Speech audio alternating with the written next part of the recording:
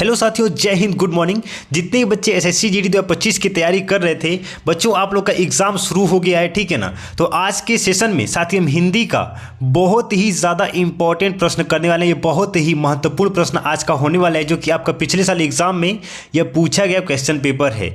इस पेपर में टोटल हम 20 प्रश्न का डिस्कशन करेंगे और आपको सभी प्रश्न का जैसे आप एग्जाम में आंसर करेंगे, समझ लीजिएगा आप एग्जाम में बैठे हुए हैं, सभी प्रश्न का आंसर आपको ऐसे करना है और लास्ट में आपको बताना है कि आपने 20 में से कितने प्रश्न का सही जवाब दिया है।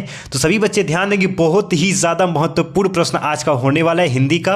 तो सभी साथी एक बार जल्दी से सेशन को लाइक करके अपने सभी मित्रों के पास शेयर कर दीजिए जो एसएससी जीडी की तैयारी कर रहे हैं। तो चलिए, हिंदी का वेरी इंपॉर्टेंट सेशन में पहला प्रश्न हमारा क्या कह रहा है, निर्देश दिए गए शब्दों के विलोम शब्द बताइए।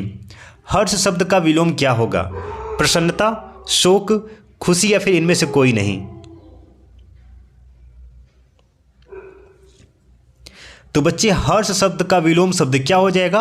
शोक हो जाएगा। Option number B is the right answer. प्रसन्नता का क्या होता है बच्चे? अप्रसन्न होता है। क्या होता है? अप्रसन्न होता है। खुशी का क्या हो जाएगा? दुखी हो जाएगा। बच्चे, बहुत ही इंपॉर्टेंट प्रश्न है, आपका एग्जाम में रिपीटेड क्वेश्चन है। क्वेश्चन नंबर 2, भू शब्द का विलोम शब्द क्या होगा? अवनी, पृथ्वी, आकाश या फिर धरती।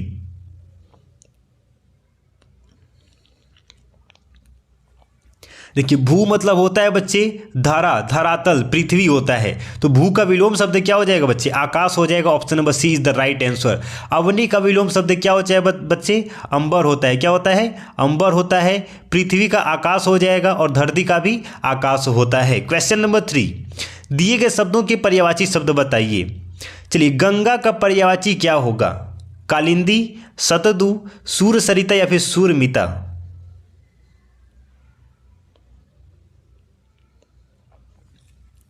देखेंगे बच्चे, गंगा का पर्यायवाची क्या हो जाएगा? ऑप्शन नंबर सी हो जाएगा, सूर सरिता हो जाएगा। कालिंदी का पर्यायवाची क्या हो जाएगा बच्चे? सब हम यहाँ पे डिस्कस कर लेते हैं। चलिए देखिए, कालिंदी, गंगा का पर्यायवाची क्या होता है बच्चे? देव नदी, जानवी, भागीरथी, मंदाकिनी। सतदु का पर्यायवाची बच्चे अरि, रिपु, वैरी, विपक्षी, आरती, दुश्मन होता है। सूरमिता का पर्यायवाची बच्चे अत्यंत मनोरम, अत्यंत रमणीय, बहुत सुंदर होता है। क्वेश्चन नंबर 4, अचल का पर्यायवाची शब्द बताइए। स्थिर, जड़, गतिहीन या फिर जंगम।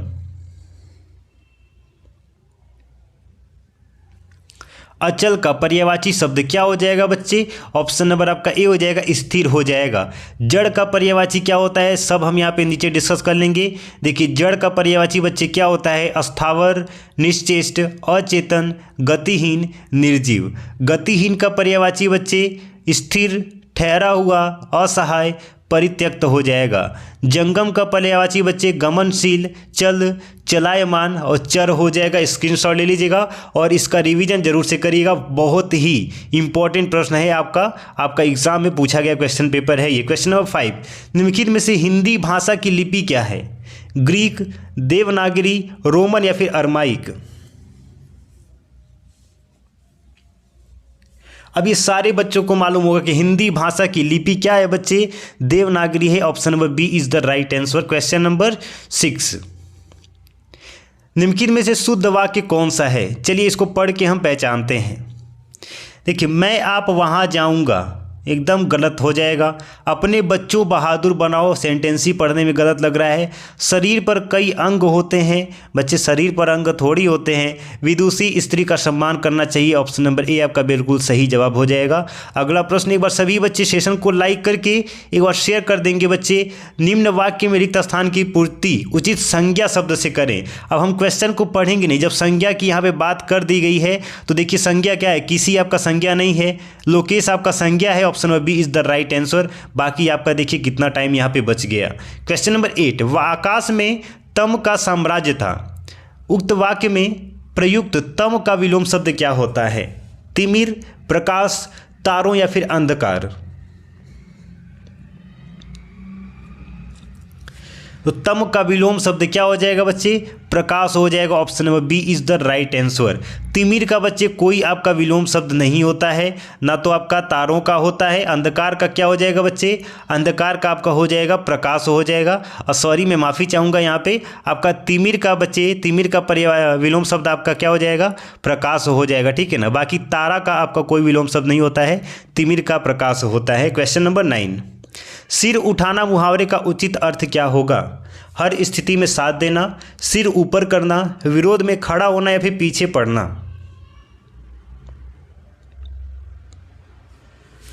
The right answer is option number C is the right answer. विरोध में खड़ा होना, सिर उठाना मतलब विरोध करना। क्वेश्चन नंबर 10, निम्न वाक्यांश के लिए सार्थक शब्द का चयन विकल्पों में से कीजिए। जानने की इच्छा रखने वाले को क्या बोलते हैं, पिपासा, लिप्सा, जिज्ञासा या फिर आशा।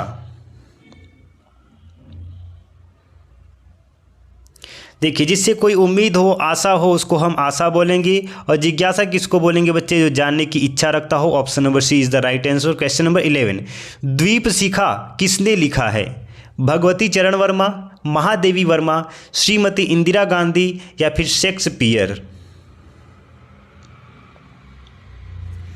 द्वीप शिखा बच्चे महादेवी वर्मा ने लिखा है। ऑप्शन नंबर बी आपका बिल्कुल सही जवाब हो जाएगा। क्वेश्चन नंबर 12, सत्यार्थ प्रकाश किसकी रचना है, सुनील गावस्कर, स्वामी दयानंद सरस्वती, रामधारी सिंह दिनकर या फिर जयशंकर प्रसाद।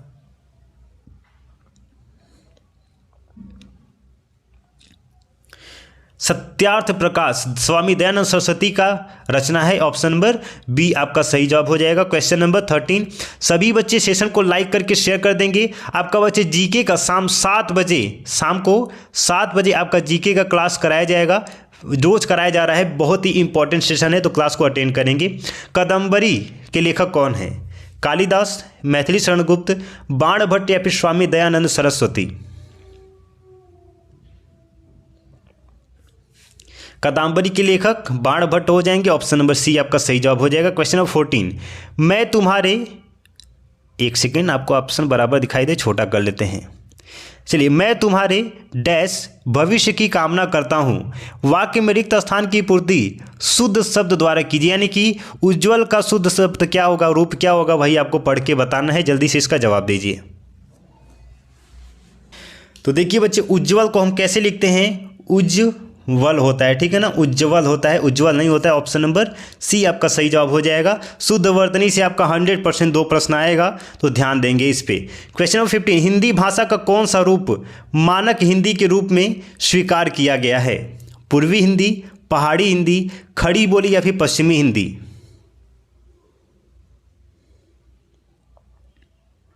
देखिए, मानक हिंदी के रूप में खड़ी बोली को स्वीकार किया गया है। ऑप्शन नंबर सी आपका बिल्कुल सही जवाब हो जाएगा।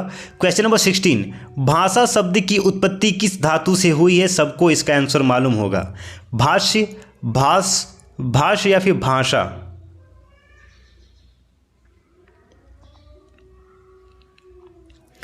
तो देखिए बच्चे, भाषा शब्द की उत्पत्ति भाष शब्द से हुआ है, जो कि एक संस्कृत शब्द है। कैसा शब्द है बच्चे, संस्कृत शब्द है। ऑप्शन नंबर सी आपका बिल्कुल सही जवाब हो जाएगा। क्वेश्चन नंबर 17, मानक हिंदी में पश्चिमी हिंदी किन ध्वनियों का लोप हो गया है, द्वित्व, मूल, एकल या फिर संयुक्त। तो देखेंगे बच्चे, मानक हिंदी में पश्चिमी हिंदी की ध्वनियों का कौन सा लुप्त हो गया बच्चे, द्वित्व आपका लोप हो गया। Option number A is the right answer. Question number 18, व्याकरण और वर्तनी की दृष्टि से शुद्ध भाषा कौन सी कहलाती है, साहित्यिक भाषा, प्रांजल भाषा, व्याकरणिक भाषा या फिर मानक भाषा।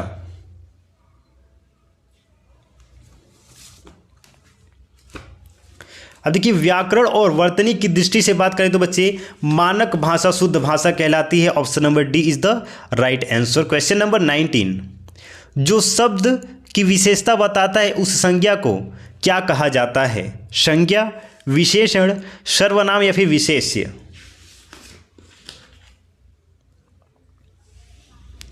देखिए, जो शब्द की विशेषता बताता हो उस संज्ञा शब्द को क्या कहते हैं बच्चे? विशेष्य बोलते हैं, ठीक है ना। विशेषण मत बता दीजिएगा। विशेषण बच्चे जो आपके कार्य की विशेषता बताए उसको विशेषण बोलते हैं। संज्ञा व्यक्ति के, वस्तु के या फिर नाम के स्थान को बोलते हैं। और सर्वनाम बच्चे संज्ञा के स्थान पर प्रयोग किए जाने वाले शब्द को सर्वनाम कहते हैं। और विशेष्य बच्चे जो संज्ञा की विशेषता बताए यानी कि कर्ता की विशेषता बताए उसको हम विशेष्य बोलते हैं। क्वेश्चन नंबर 20 आज का अंतिम प्रश्न।